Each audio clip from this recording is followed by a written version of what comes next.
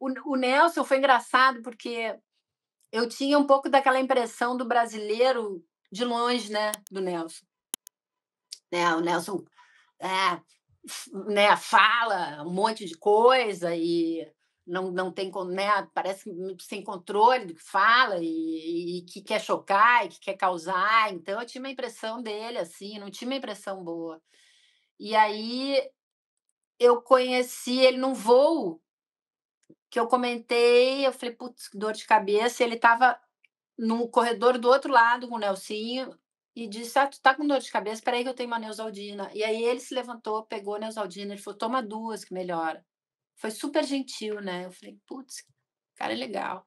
E aí eu comecei a conversar com ele, ele é assim, daí nos grandes prêmios, que o Nelsinho estava correndo, e ele começou a contar um monte de história, e ele é um cara bom de contar história, né. Então, eu fui descobrindo um Nelson Piquet da Fórmula 1 de uma outra forma, né, de um outro jeito, e talvez um pouco mais parecido com o Niki Lauda, porque o Nick foi um cara que eu fiquei muito próxima dele.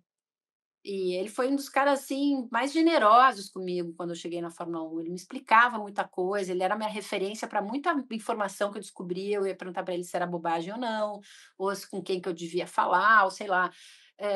E ele era muito gente boa comigo, assim. E ele era um cara sem papas na língua, como o Nelson. Então, assim, eu vi logo muito aquilo ali. E a gente que quem gosta de Fórmula 1, que começa a gostar de Fórmula 1 mais, você logo começa a querer entender, a querer saber daquela fase dos anos 70 e 80, né. Uhum. E era uma fase incrível, e aí tinha os caras remanescentes daquilo conversando comigo, né. E então o Nelson contou muita história legal, né, até, tipo, a história que ele assinou o contrato com o nome do Ayrton, com o Bernie, né. Enfim, contou um monte de história bacana e foi muito generoso também, assim, ao contar essas histórias. Vocês querem que eu acenda a luz porque tá ficando É, escuro? e isso que eu ia te pedir Espera aí. seria legal. Com a noite caindo em Mônaco, continuamos aqui com Mariana Becker, agora recém-iluminada, sempre iluminada, mas para efeitos realísticos, agora iluminada artificialmente. É, A iluminada. é.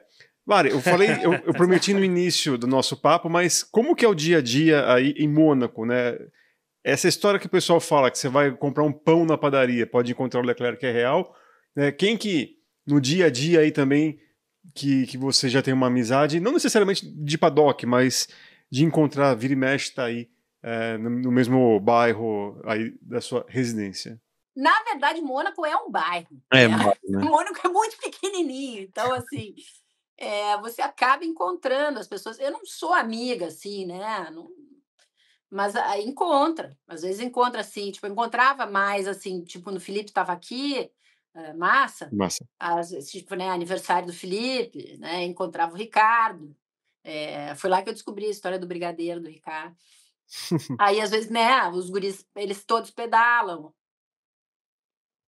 Eu digo, né, eu acho que eu não sei quem foi um deles aí, eu acho que foi o Alonso quando estava se mudando para cá, um dia a gente estava no mesmo ônibusinho, assim, indo para o avião ou vindo para cá, ele falando: "É, porque eu quero pedalar, onde que é legal", eu falei: "Pô, pelo amor de Deus, para com esse negócio de pedalar, isso vocês têm essa mania, eles todos pedalam loucamente, eu acho um perigo, mas é coisa de piloto, os cara pedalam". Só Então a gente passa, aí tem, né, tem uns cafés, aí enquanto o cara tomando café, já encontrei o Russell várias vezes saindo da academia, voltando, né, Os né, chefes aí a também, né, gente dá uma Mari? faladinha. Hã? Os chefes de equipe, enfim, os dirigentes todos também. Toto, na verdade, chefe só tem o Toto aqui, eu acho. Não vejo muito outros caras. E aí, assim, é engraçado que, assim, quem eu mais encontro, assim, no rolê é o Albon, fazendo compras de supermercado.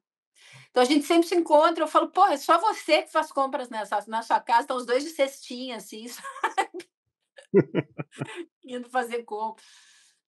Nico Rosberg também já encontrei no supermercado. Mas assim, eh, não, Hamilton nunca encontrei no supermercado, mas já encontrei na rua, assim, já passou por mim correndo. Eu Mas cumprimentei a e tal. circulação dessa turma aí em Mônaco, ela não é cercada de fãs, assim, ou é tão natural assim que todo mundo já faz parte do cotidiano já?